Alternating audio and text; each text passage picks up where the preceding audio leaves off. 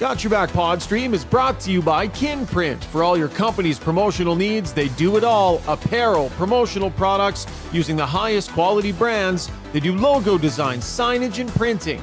Kinprint will promote your brand with excellence. Visit kinprint.ca.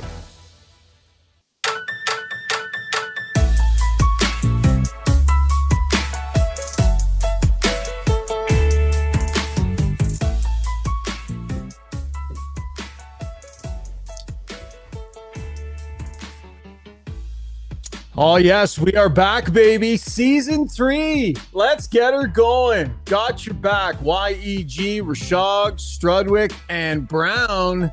Yes, episode 1, Rob Brown. Joining Jason Strudwick and I as we get season 3 of the podcast kicked off. And man, are we ever excited. We've been talking about this for a couple of months. We've been making plans, coming up with new ideas, and we're ready to rock and roll. Thrilled to be here for season 3 of Got Your Back. So proud to have our new title sponsor, Sherwood Buick GMC. Proud new title sponsors of Got Your Back YEG. As we've been telling you all through season 2, they are the place to go for easy, painless buying experience for your new vehicle. They got a great staff, streamlined sales process, quick and easy financing, great vehicles, and they have them in stock. So visit SherwoodBuickGMC.com. Go see Phil and the fantastic staff. Speaking of a fantastic staff, could not be more thrilled to have joining us for episode 1 of season 3, Rob Brown, alongside Jason Strudwick. Brownie, welcome, buddy. We're so happy to have you. I'm excited to be here. I've never done one of these things before. I'm pretty excited. You're stuffed upstairs in that's not, I've seen your office. That ain't your office. No, this is my wife's office. This is an office that actually work gets done in, and it's an absolute mess. I just got off an airplane. I've been in Dublin for the last 8 days, so I wasn't quite physically prepared for today. But I'm ready emotionally and mentally. I'm actually in my wife's little closet, so forgive the mess. Yeah, honestly, I knew you were there. I texted you while you were there. I'm like, hey, are you in Ireland? And you never texted me back. Did your phone shut off? No, you didn't. That was you? Oh, that was no, me. I got a couple guys that say, do not answer. You must be one of them. You've been blocked, Struds. You've been blocked for a long time, man. That's like the second or third time in the last year you haven't returned a text. I'm getting a complex, man. I'm sorry. You do it from Shona's phone, I will text back right away. Yeah, 100%. 100%. Yeah, Struds, it's okay, man. If you're looking for a friend on the podcast, I'm your guy. Brownie's a little too high level, right? He was an offensive guy. And as we know, the offensive guys, they don't muddle around with the defensive defenseman too often. No. So it'll be me and you, Struds. Brownie is the ninja. We have brought in the high-priced talent. So happy to have him. It'd be great. We got a great group here today. Yeah, it's going to be awesome. We got to say hi to Zuby as well, working the controls out in Kelowna. There he is. Zuby, how you doing, buddy? Same T-shirt, same hat as season 2. I'm doing well. Oh, except I'm frozen. Oh no, that's not good. Oh, there I'm back. I'm back. Ooh, our first and only glitch of the season. Got it out of the way early, so that's nice. Yeah, I'm back having a good summer. Fires have died down. Everybody's safe here, and good to see you guys excited for the new season. We got some new things we're going to be working in, some new bells and whistles. And I saw we had the new Kinprint thing off the top of the show, some bells and whistles. You've been working on a few different graphics packages. We've been keeping you busy, so I'm excited to see how it looks through the podcast. And you'll join us a little bit later in a special segment we got coming up. So good to see you, pal. Yeah, stick around for that graphic. It's a beauty. So we're going to talk some Oilers here in a minute, guys. But Struds, let's just talk about the podcast this year. We're excited about it, right? We've expanded it. We're going to go to 4 episodes a week. Brownie, you're going to still do your job on 6:30 Ched. You do a great job on the pre- and post-game show with Reed and Stoff and the crew over there. So I know you're thrilled to be still doing that. But you're also going to be a regular here on Got Your Back, man. So that's pretty exciting. It's going to make busy weeks for you. It will, but I am excited. I've always been told I got a face for radio, but now I get to be on TV and stuff. This is kind of exciting for me. I get dolled up. As you see, I put my nice hat on today. I got my good T-shirt. I got my Guinness T-shirt because I had some Guinness this week. So I'm ready. I'm pumped. Let's get this thing going. Nice. And Struds, on your end, buddy, we're just going to hit this thing harder. We're going to dig into a few different types of segments. I'm really excited, Struds, because that big, beautiful brain of yours is going to get a chance to just lay it all out there for people. A segment that we're going to call Struddy Says. We're going to do one tonight. Tell us about it, Struds. You've done this before. We've heard this before. This is you. It is, and I think that one of the things I love about a guy like Howard Stern is that you just know exactly what he's thinking, and it can be something serious, something fun, and that's what this is. It'll just be kind of whatever I'm thinking, unfiltered. There'll be a lot about hockey, obviously. Some will be not about hockey. Some will be things about my family, my friends. Tonight will be about football. So really looking forward to it. Really looking forward to just expanding the pod and just keep it growing.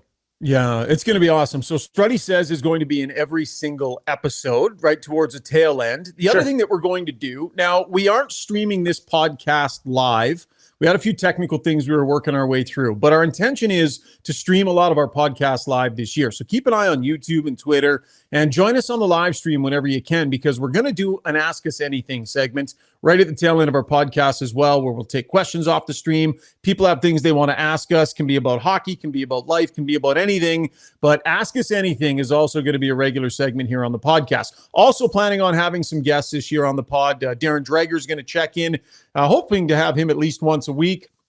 Some other great friends of the program as well. And coming up in our next segment, Takeaways, the great Ray Ferraro will be checking in. So Ray, hoping to check in here on Got Your Back semi-regularly as well. So lots of great Oiler content like we had through the first two seasons. Struddy Says, Ask Us Anything, Takeaways, where we take a look around the NHL and invite great guests in. So we got lots coming your way here for season number 3. Let's get to our first breakdown of the season.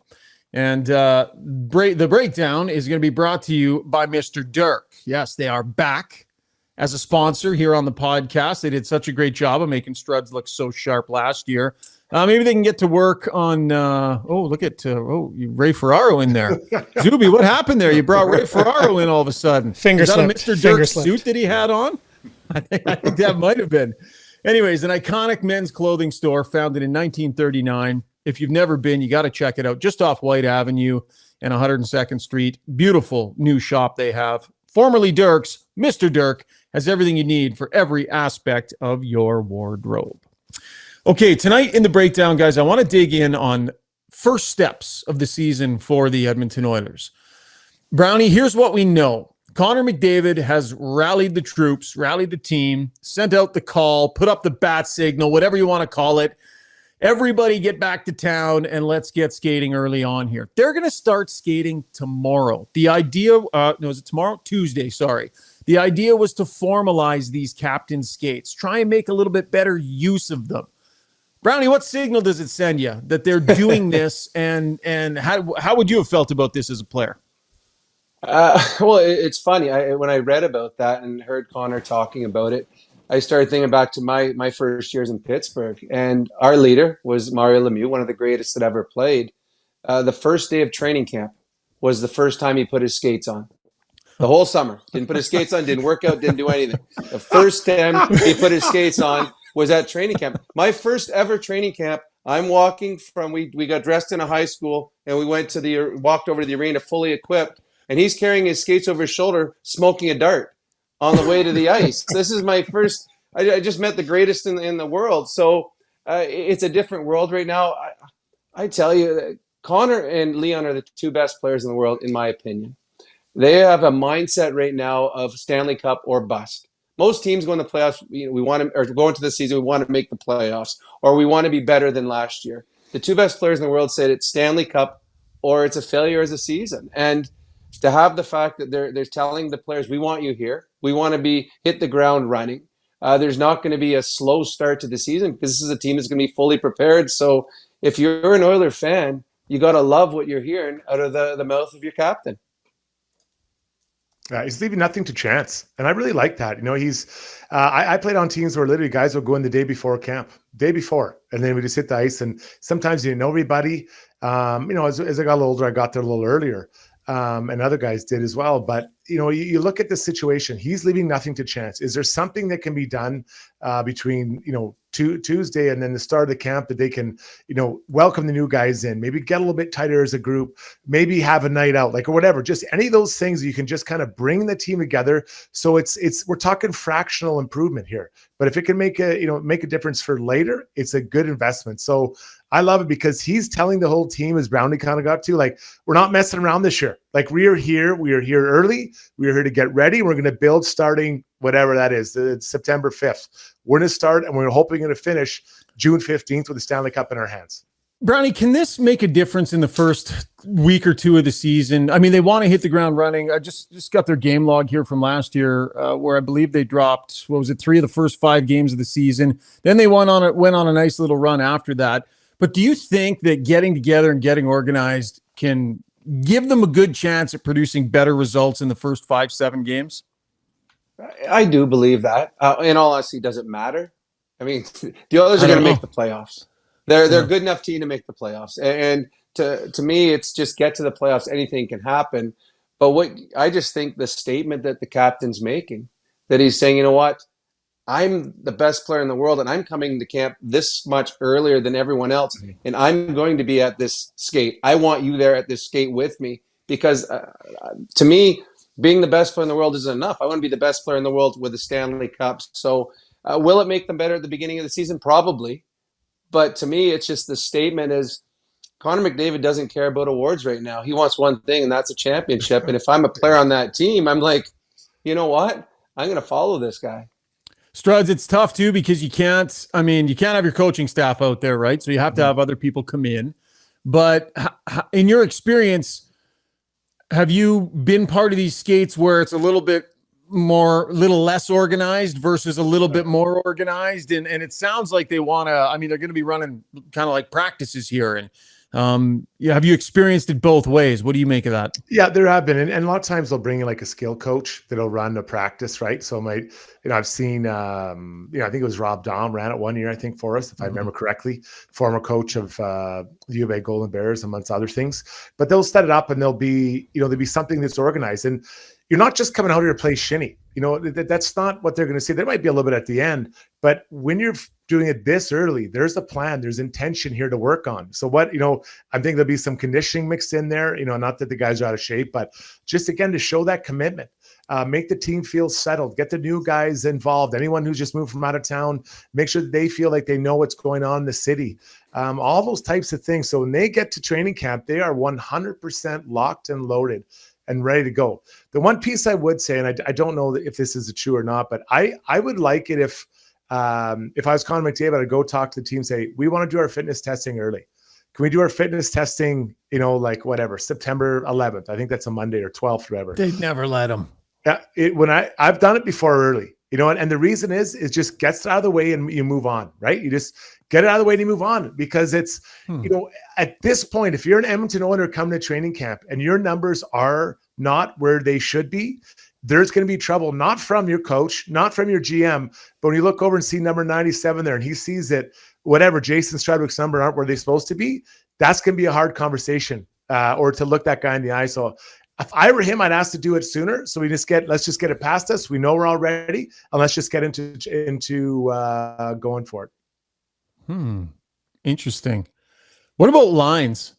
So last year for these skates, they were in lines where we looked at them and went, well, that all makes sense. Like that, I feel like that's the way they're probably going to start the season. My guess is they probably have a chat with the coaching staff and get a sense for the lines that they want to run. I mean, it seemed very clear last year that they would have done that. But Brownie, I assume that conversation would happen with the coaching staff where you get a sense for what it's going to look like, or do you think they just guess, or how would that work? Well, I think my mother right now could tell you the lines for the Oilers this year is pretty well set. I think. Okay, give me the top six. We know who's in the top six. Give me the lines then, Brownie. Like what are the three? What are the? I would have. It would be Brown with McDavid, and do you want Nuge there? And then you have Leon playing with Hyman and Kane, and yeah. Hyman, and go all size on that one. I mean, there's going to be some tweaks throughout the season. The one thing that we've noticed is you move Connor and Leon all over the place. It really doesn't matter who they start the game with. At times, Connor and Leon are going to play together. But the Oilers players and the Oilers management all know how it's going to start. And they're going to play with each other in exhibition for the most part. They're going to do it in the blue-white game or the blue-orange game, whatever they call it. They're going to do it every chance they can because they want to have chemistry. And they want to get off to the best start possible. We know what this town is like when things don't go well.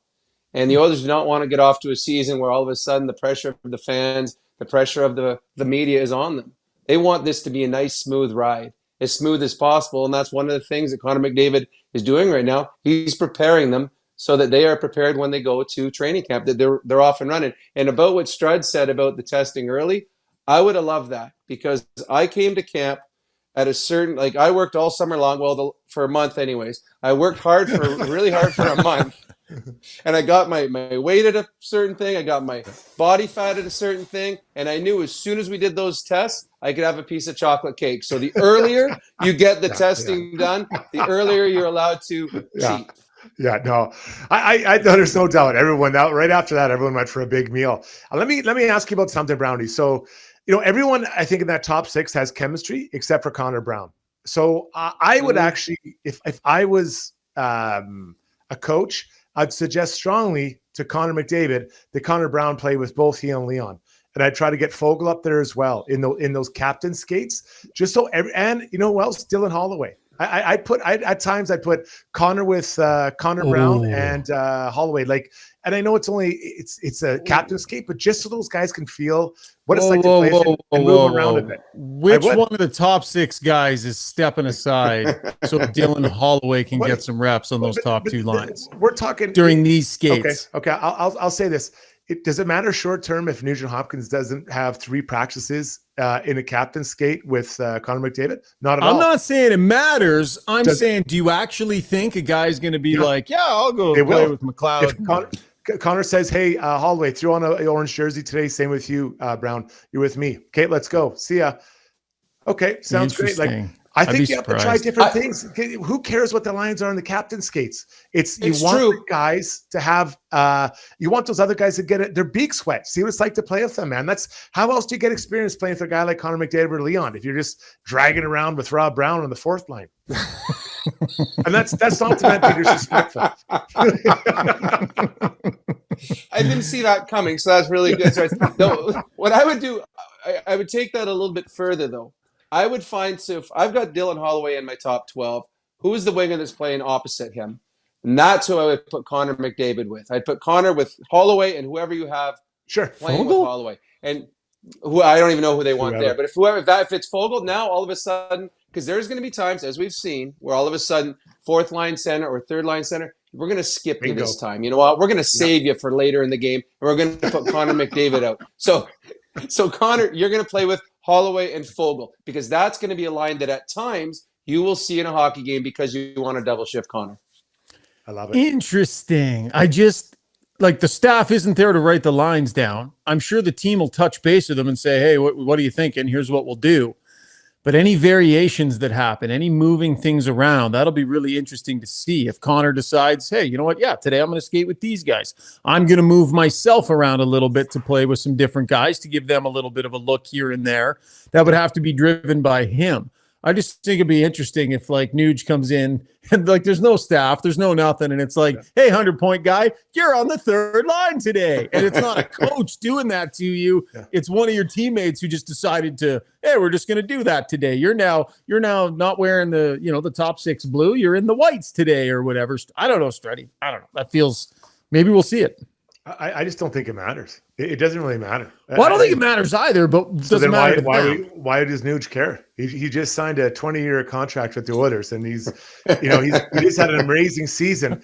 So he when you're talking about when this, and I never got there. I won in junior, but you're thinking about every detail around the rink.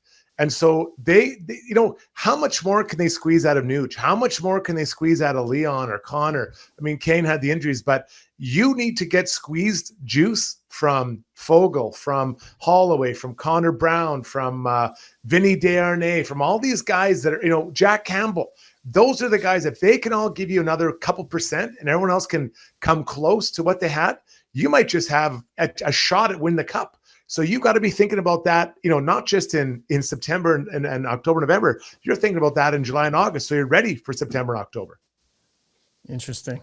Brownie, you're leaning in a little close to the camera there. We got like a bit of barrel distort there. Love you it. go.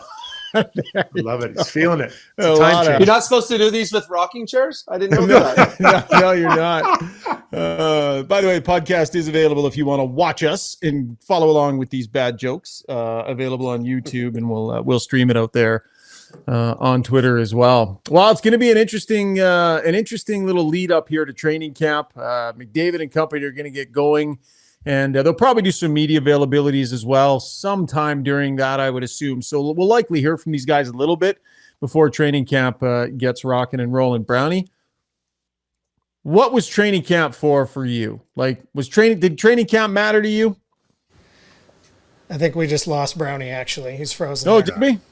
He lost his signal? He dropped right out of the rendezvous. Just fell right out of there. Okay, well, Zuby, maybe see if you can get him hooked back up. Some early season 3 technical blips here and there. But Struds, I'll put that question back to you. Were you a guy that showed up with a significant to-do list at training camp? Did it really make a difference to you?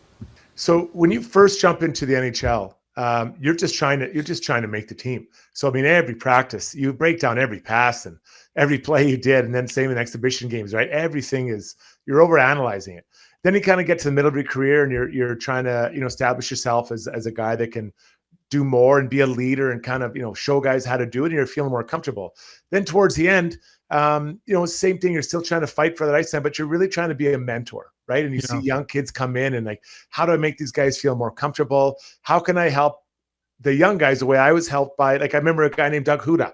He was so incredibly great to me. And I was literally, I was trying to take his job. He said, he goes, my goal is for you to take my job next year. And I remember looking at him like, are you nuts? And he's like, that's what I want. And then when I arrived, towards the end of my career, I was trying to get Teddy Peckham to do the same thing. And so you're just trying to do that. So it changes over. But the one thing I will say is every single year, I had at least one or more fights in the preseason because I wanted the other teams to know I wasn't going to become, I wasn't not fighting. But I wanted all my teammates to know and the coaches to know that, like, hey, if there's a problem, I'll be there. And I might get beat up 20% of the time, but the other 80% of the time, I'm getting a tie. So I always got in there. Brownie, how many training camp scraps for you, buddy? How many training camp scraps for you, Brownie? Just with the elliptical. They didn't have ellipticals back then. No, they didn't actually. A couple fights, not often. I didn't want to. If I fought, it wasn't my choice. Yeah, no kidding.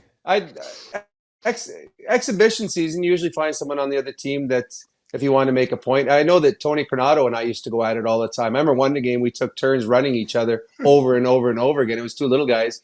The only problem is he was way faster, so it was harder to hit him. But you did want to. It depends who you are as a player, though. Early in my career as a goal scorer, I was scoring 30 goals, 40 goals a season. Training camp was about finding my hands. Later in my career, I'm trying to find a spot on the lineup. So then I did have to fight, or I did have to throw body checks, or I did have to block shots. So it all depends who you are as a player. It will dictate how you approach training camp, how you approach exhibition season. Yeah.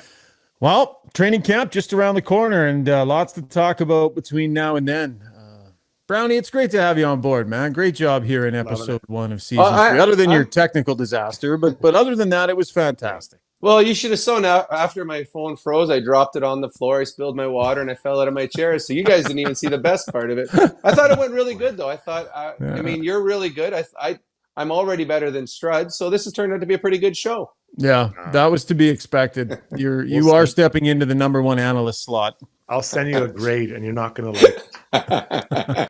It's going to be a fun year. It's going to be a ton of fun this year. Brownie, thanks so much for joining us, man. We'll check in again here soon. See you, buddy. Sounds good, guys. All right, the great Rob Brown here on Got Your Back. Rob Brown's appearances on Got Your Back, by the way, brought to you by our good friends over at Kin Print. If your company needs a little kick, little swag, want to put your logo on some stuff, we'll definitely do some Got Your Back printing. Maybe we'll get some hats done this year with our good friends over at Kin Print. He's going to be good this year, Struds. He's the best. I'm telling you guys, like, we joked a lot about in some of our promos about getting him, but I love him. He's been such a good friend of mine. I met him when I was 18. He was probably, early 20s, already a pro, and we've been friends since then. And when I was getting near the end of my career, he counseled me about what to do, and he's given me really good advice, all along. And it's a lot about hockey and just like, a lot of people love him from 630 Chad. And I think what he does there is great. Yeah, really good. I can't wait to see what he can. What I know what he's going to bring to our listeners as well. Yeah, so awesome. It's going to be good for everybody. Right on. Okay, let's get to takeaways. Brought to you by one of our newest sponsors. And man, are we excited to have Martin Motorsports on board for this upcoming season. Yeah, Struds, just get back to us whenever it works for you. Literally just walked off set. That's right. The dog opened the door. Now you're good, buddy. Martin Motorsports is your one-stop marine recreation shop. Whether it's on land, on snow, on water, or on the road, begin your adventure with Martin Motorsports. Top-of-the-line brands. I got to tell you, Struds, I was in the showroom a couple of weeks ago meeting with Chris and the great crew over there. Have you been there? It is like a toy paradise in there. Oh, my goodness. What a showroom. Nice. No, I got to get in there. I got to check it out. I got to get into this phase of my toy life. Like, I think. Yeah, you do. I'm nearly 50. Maybe it's time to just start. It's time blowing it out. And they will fully be able to hook you up. They have everything, man. Like winter sports, summer sports, all the big brand names. That's Martin Motorsports, and thrilled to have them on board this season. All right, let's head out to the West Coast. Is he ready? Zuby, do we have Ray Ferraro? Ray, are you there? Oh, boy. Thanks for the welcome, Struds. Oh, well, they couldn't find a more unflattering picture. Like, what is that? Is that make it what he's going to look like when he's 70? He can't see. He can't see the pictures that when you watch this. Actually, you won't watch this on YouTube after, Ray, but you are not going to be happy with the picture selection that Zuby went with. Who picks? Well, come on, like seriously. You look like a little Benjamin Button. Oh man, that's just not right. That's not right. That's great to talk to you. Hey, I gotta tell you, I just listened to the tail end of Brownie there. Do you know, rated in one of the top 10 fights of the 90s was me and Rob Brown. Really? I gotta see that. No, it wasn't rated in anything. Could you imagine what a terrible fight that would have been? Yeah, no kidding. I just wonder who would end up with more scratches on their face from all the nails. Put it this way. Nobody was injured in that fight. I can guarantee that. Alexander Seven would have felt comfortable in that fight. Ray, how was your summer? We'll get into a little bit with the Oilers here with you in a second, but you went on a heck of a golf trip, didn't you? Didn't you? You played like a pile of rounds out at Cabot, and you do these epic golf trips every year. How was this year's? This was great. We got a group of guys that ranges anywhere from 16 to probably 32, and been incredibly lucky, like been to Ireland and Scotland and Bandon Dunes a couple times. And this is my first trip to Cabot. And anybody that's been to Atlantic Canada, like the people are like unbelievably nice. It was awesome. The courses were beautiful. We played 9 rounds in 6 days and exhausted. And you walk too, don't you? Do you walk them all? Oh yeah. There's no carts. There's no carts. We're trying to pretend that we actually are pretty good players, but which means no carts, and we're playing for a little bit of juice. And I had to make a comeback to get my money back out of the pot. I was at $0 on the last day, so you never want to walk home getting skunked. That's for sure. What's the kind of the ruling on drinking on that type of, like, do you guys drink when you're playing, or is that pretty hardcore? Because you want to try to win. Some guys are pretty good at both. Some guys are pretty good at both. Like there is a couple of guys that have the like the white kitchen garbage bag that's full of like whatever they're drinking, and they just carry it. The caddy carries the club. They just carry that because they don't want the caddy to have to carry this around. I think it's a hell of an effort by those guys to grind that. What was your best and worst round out there, buddy? Best was 78 and worst was about 85, 86. It was hard. That's good golf. Man, the wind's blowing and we play kind of, I don't know, we play really hard tees and I kind of, it's like a survival test actually. If golf could be that hard, it kind of is. And, but I love it, man. It's the one thing I get to compete with still. So I try, I want to win. I want to play well. And, most of the other stuff, you just kind of, whatever else you do, you just kind of go do. There's no winning or losing. I still like a little bit of winning and losing, Yeah. Struds lost his big golf match earlier on this summer. He's still licking his wounds from it. Still, he's in disbelief, Ray, that he took a loss to me. That accidentally did end up on Twitter, X, whatever the hell it is. Yeah. But that did accidentally. How did you end up losing that, Struddy? Yeah. Well, I mean, I'm a bit of a machine, so I carry my bag, right? I don't pull it. I don't have a caddy. I don't ride a cart.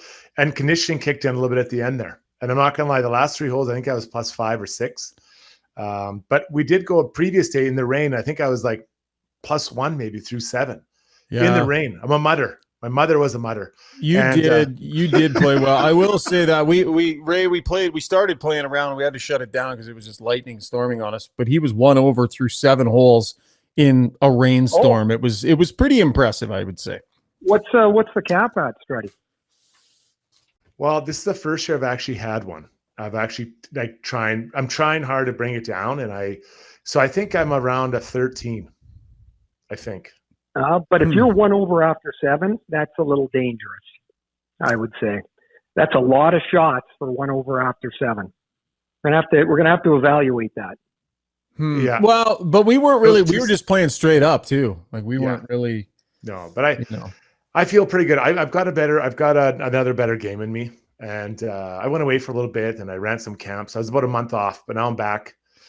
Ready to rumble. I'll give you a shot at the title again before the summer. I'll take it. So I do have to say this. I'm going to make this, because I don't know. I haven't seen you guys play, but if you play in bad weather, I got to think at some point Rishaug folds. Oh, the bad weather is not up right.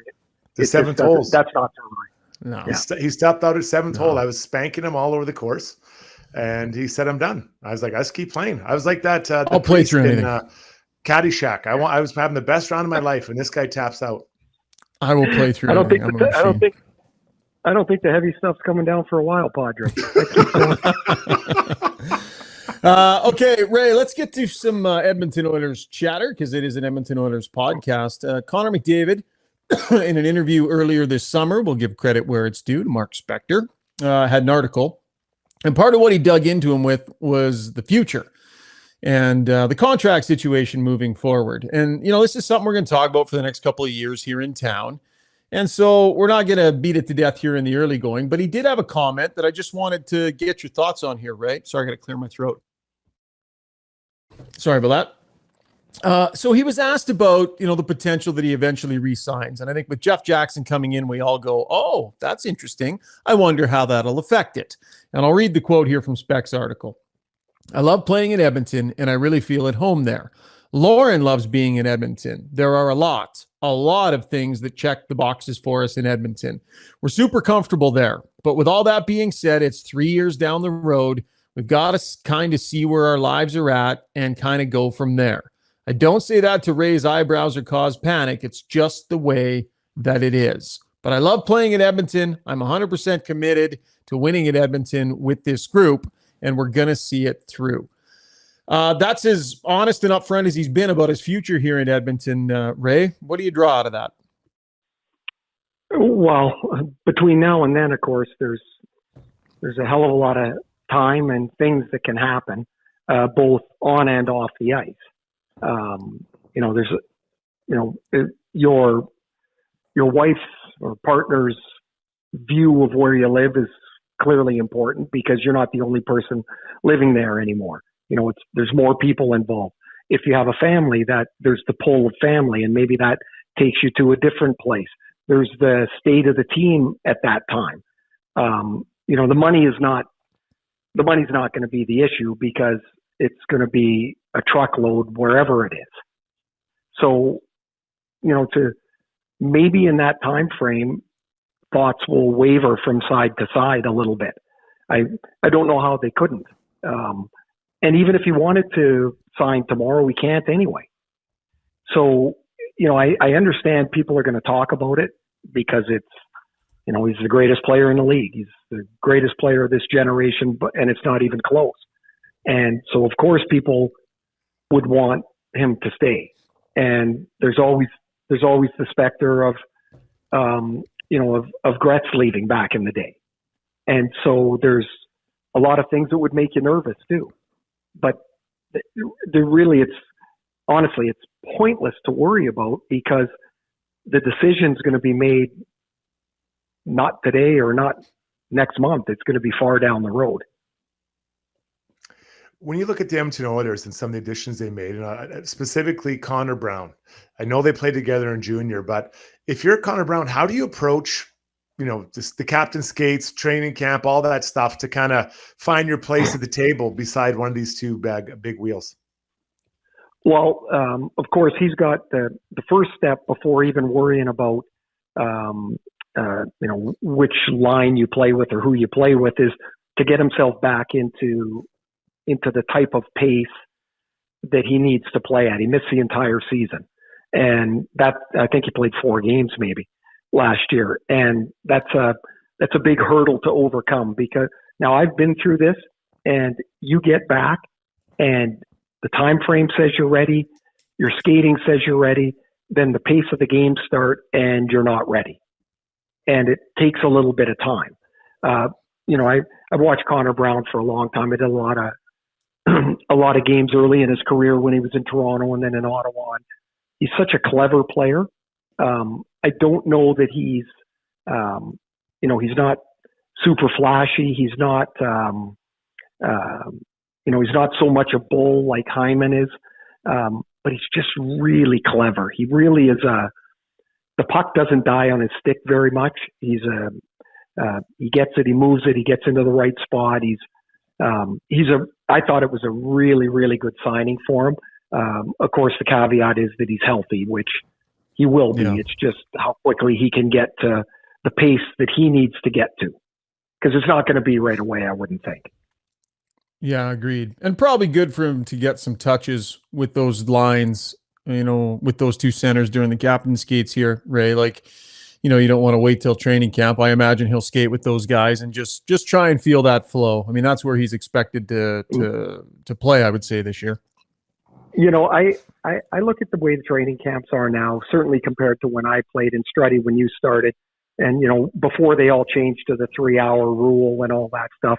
But we used to get way more opportunity to work on whatever your line might be.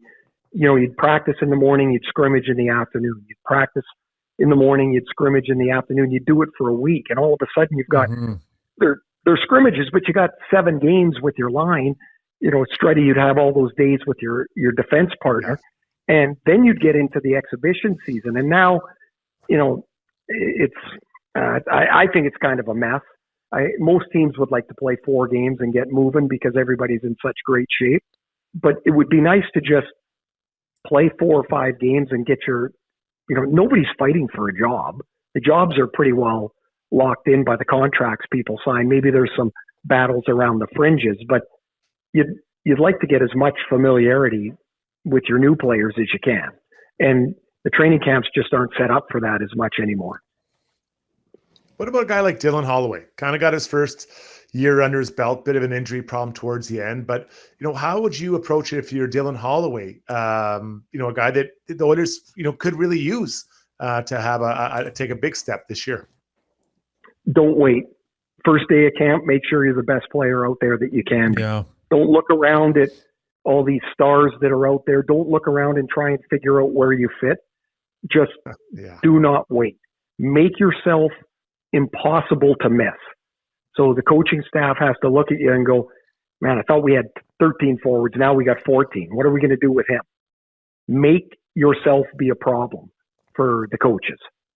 Yeah. Because they do need, like every team, they do need young players that don't make a lot of money to make that roster. As many as you can that can be effective players for you.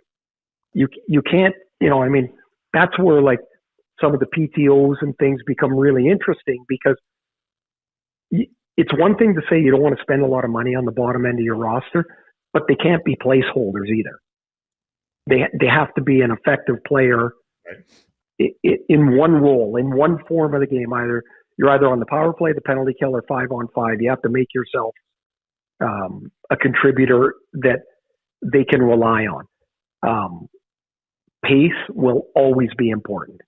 I did a lot of Vegas's Western Conference final, and you guys saw them so tight in their series against Edmonton. Mm-hmm. Size and pace separated them from everybody. Yeah. They had incredible depth, but they played at a pace with a size. I mean, Edmonton and Vegas are enormous teams. And if someone like Holloway can bring a pace to the game with an effectiveness to his play, then all of a sudden you become a viable player. The other thing I would say, what comes out of camp and the first couple of weeks of the season is never what happens past January. So put yourself in a good position. As I said, don't wait, but try and build yourself through the season where eventually you've earned your spot and you got to stay.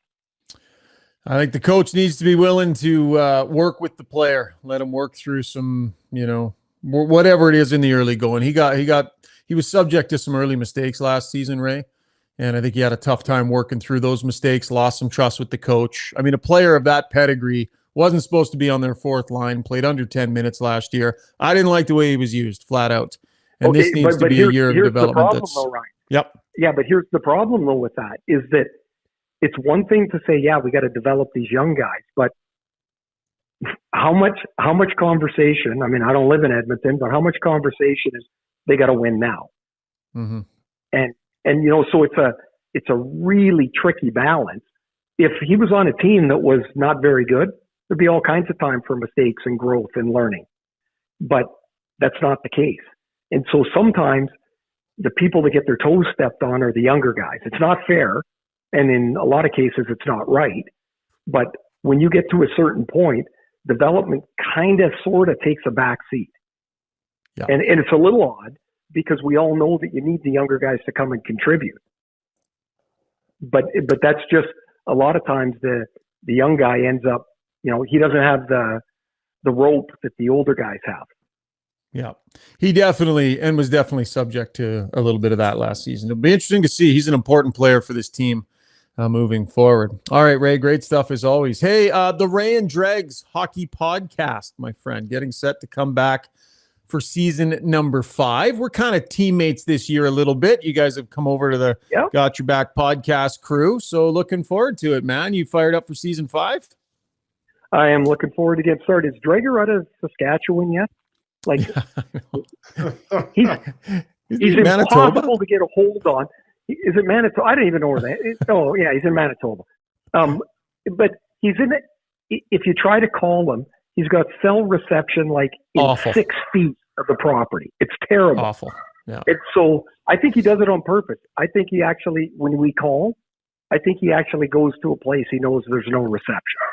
Well, Struds, I organize a podcast. Struddy, your dog was barking. Here's my dog going crazy now. Oh, there he is. Strutty, I organize a podcast with you too. I started thinking maybe Dregs was just ducking me, that it wasn't bad service, because I can be kind of a pain in the ass. Oh, yeah. There's no doubt about it. No doubt about it. No. And right now that we're teammates, I look forward to coming to your house and staying there when I come through Vancouver. Yep. Yeah. Make sure when you come, give me a heads up. And for sure. I'll send the dates. I'll make sure I'll make sure I got things all sorted out. You still like the fuzzy slippers, right? I'll make sure I got those for you. Nice robe. Oh, that's perfect. I'll have the JS on the top. It'll be set for you. All good. Great to talk to you, Ray. We'll be in touch now and then. We hope you come back and join us semi-regularly on the podcast this year, buddy. You betcha. Look forward to it, guys. Have a good season, and we'll be at it again for real pretty quick. Sounds good. Thanks for joining us for episode 1, pal. Yep. See ya. Peace, boys.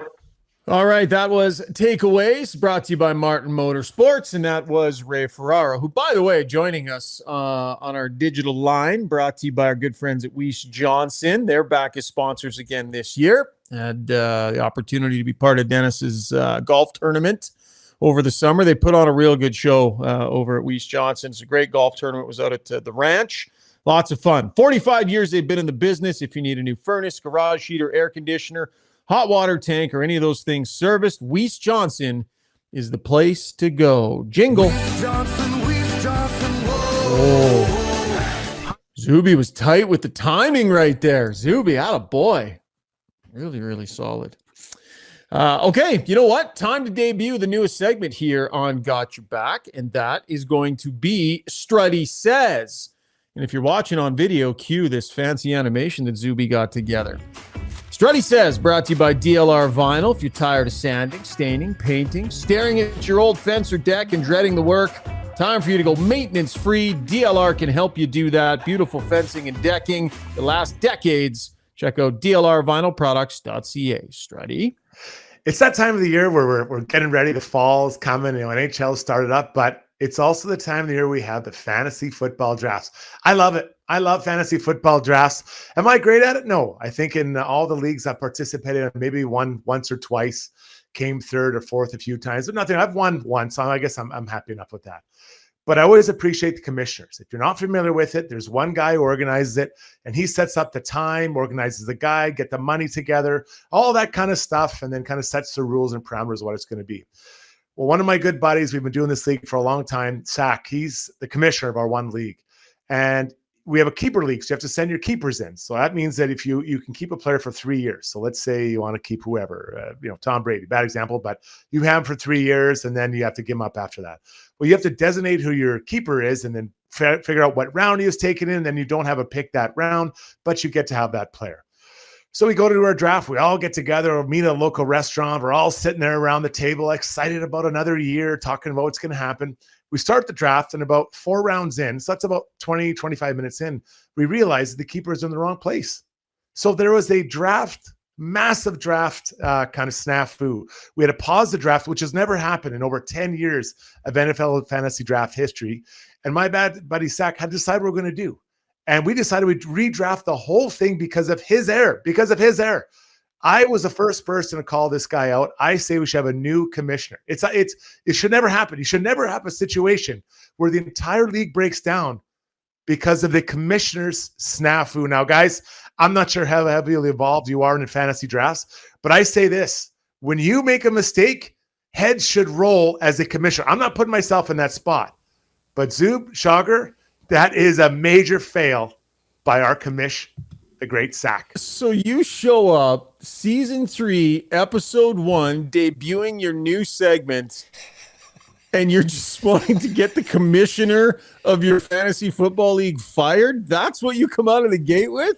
Let's get this guy fired. I'm not getting him fired. I'm saying he should step down for the failure to produce this. That's the same thing. And anyone who's in a fantasy pool knows how serious it is when this type of thing, the commission never happened. Now, Schauger, I know you're not any, but Zuby, are you in any?